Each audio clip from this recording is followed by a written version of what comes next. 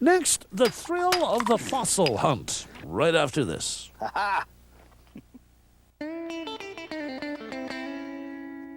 This is the eastern shore of Vancouver Island. Now, if this was 80 million years ago, I would be treading water right where I'm standing, probably worrying about an attack by some prehistoric shark. Sound incredible? Well, our next guest, Graham Beard, has the fossils to prove it.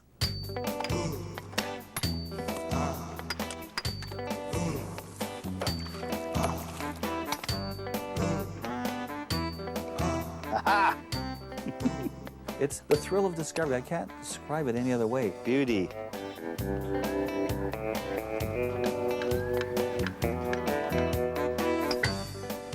When Graham Beard goes fossil hunting, no stone remains unturned. You never know what you're going to find. You never know. Oh, yeah, that's a beauty. A retired science teacher Oh, look at that, Tina. and amateur paleontologist, Graham has been digging up rocks for 40 years. Oh, no, that's a gastropod. But rather than hard labor, it's been a labor of love. Well, I can hardly wait to split this one open. And Yeah. of course, it's always a thrill to see this thing slowly appear from the rock. And all of a sudden, wham, there's this really spectacular fossil. Look at that, Tina. That's fantastic. We'll take that one home. That's worth saving for sure. Graham has amassed one of the world's most complete collections of Vancouver Island fossils. Oh, I've probably got about 20,000. 20,000. Yeah. Now, this is the richest marine fossil region in the world, I'm Well, told. I'd say it's one of the best areas for fossils in the world. There are others that are comparable. But the thing about Vancouver Island is, in terms of the paleontology, it's been virtually unexplored. We have a fantastic representation of fossils from what's called the Mesozoic time. What is the Mesozoic The time? Mesozoic time is the main time when the dinosaurs were living on the Earth. And even though the fossils are 70 million years old, they still contain the original shell material. And you get the beautiful mother of pearl luster on the shells. You know, it's incredible preservation. And there's a fantastic variety. Not only do you find marine fossils, but also there are terrestrial land fossils. Graham has always been enthusiastic about science. A pack rat from an early age, he built a museum in his parents' basement when he was only 10.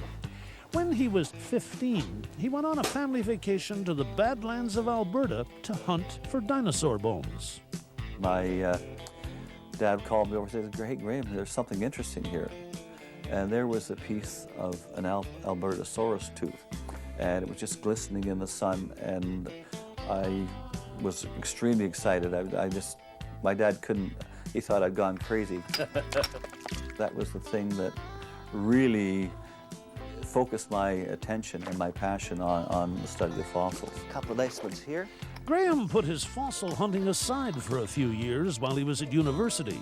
But when he graduated and got a job teaching biology, he quickly picked up where he'd left off.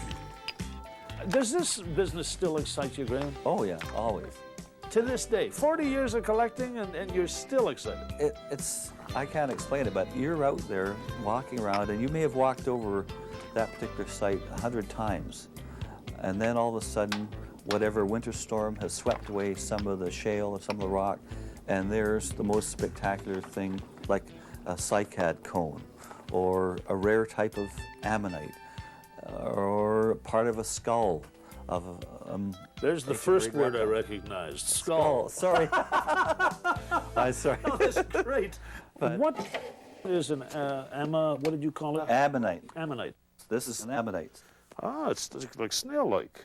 Yes, but it was actually an octopus-like critter that lived in an external shell. How old would this be? These are 70 million years old. 70 million Yeah, years. That's right. All of these, same Yes, deal? they're all 70 million years old. Wow. Yeah. Graham's collection has come a long way since his parents' basement. Today, most of his fossils are crammed into his workshop at home, but some are in museums halfway around the world. Others right around the corner at the Qualicum Beach Museum. Okay, boys and girls, so I wonder if anybody could tell me what a fossil is. And guess who the curator is? Something that's died and like turned into a rock. Yeah, that's one type of fossil. I like being in charge of the museum. Yes. And I get to share my knowledge, and that's the whole idea of having the privilege of collecting fossils, is that we have to share it. Should be good today. There's beautiful lighting. Graham even shares his favorite locations with people interested in fossils. Lots of treasures. As the founder of Vancouver Island's first paleontological society, he encourages them to join the hunt. That's just shell.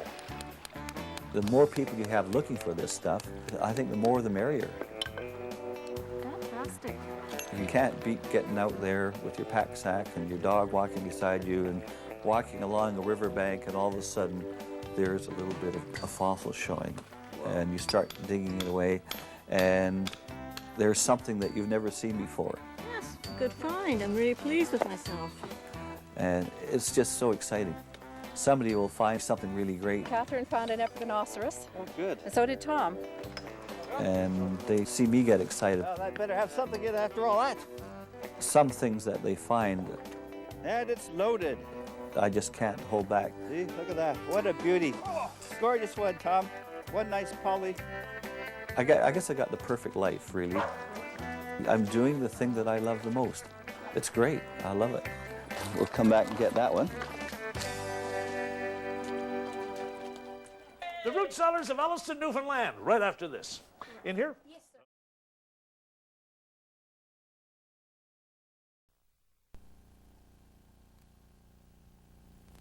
This used to be a two-car garage and a workshop, but as I collected more and more fossils, the cars had to go, and as you can see now, it's just a big pile of rocks. I'm Graham Beard. This is the Vancouver Island Paleontology Museum. I've got quite a collection of material here from Vancouver Island, probably the largest collection of anybody in the world of Vancouver Island material.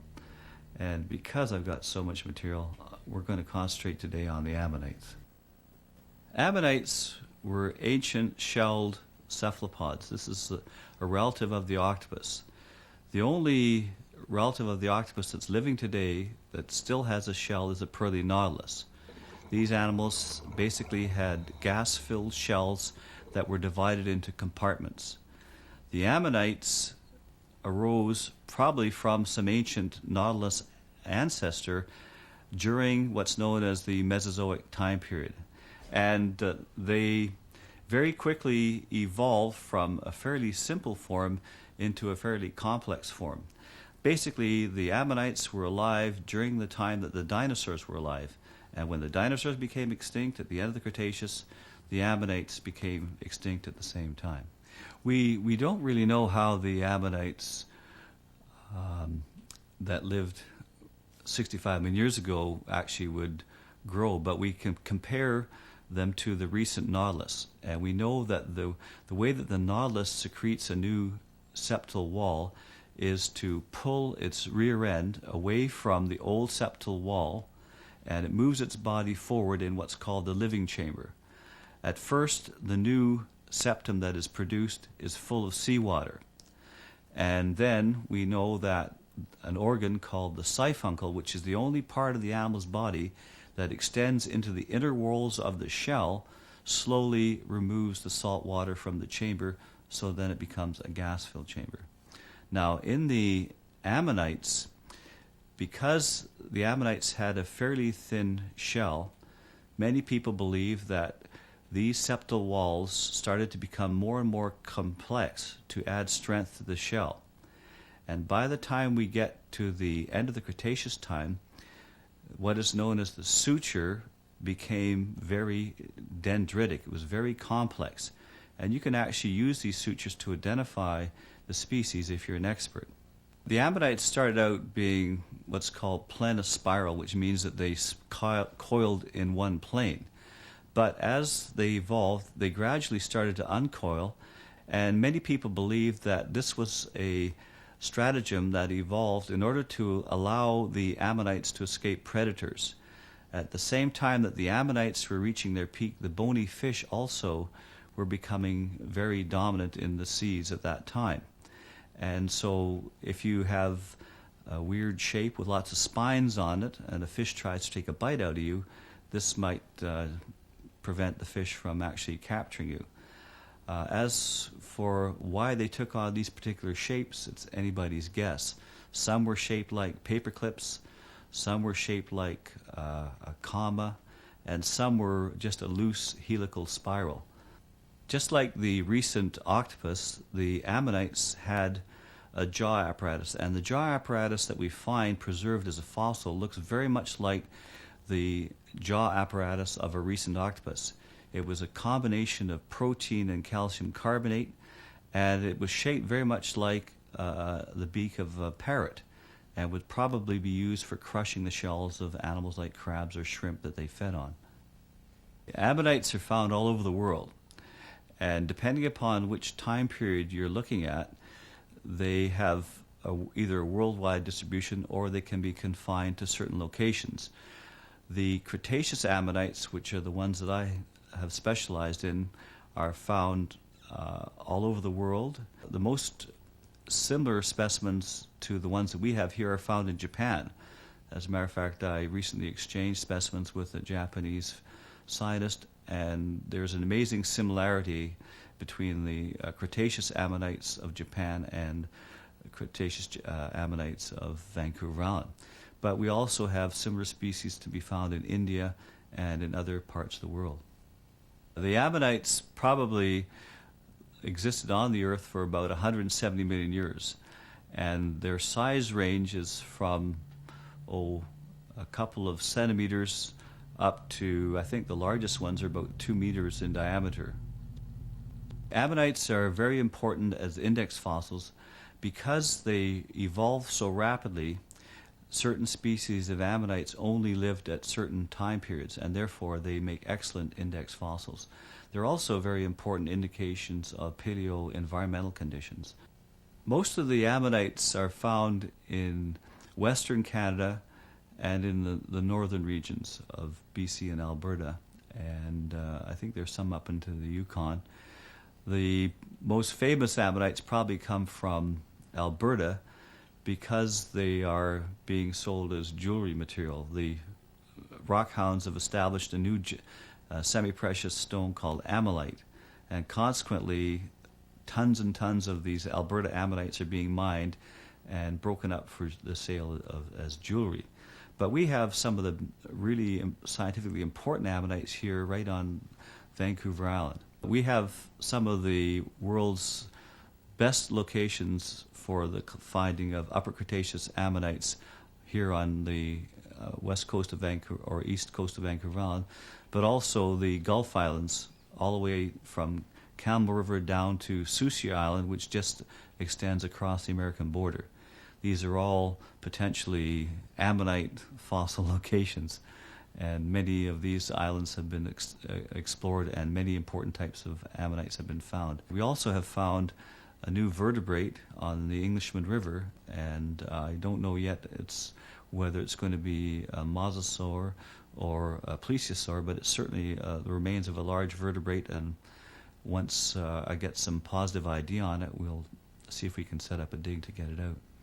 Why do I collect fossils? Well, I teach biology, and so I always haven't had an interest in biology, but I got hooked by a friendly rockhound when I was a teenager into collecting fossils, and you have to experience finding a fossil to really get hooked. Once you are out and you're looking around and all of a sudden you find what may not be a very important scientific specimen, but to you it's something that's so exciting. It's really, I can't describe it. It's almost like an addiction.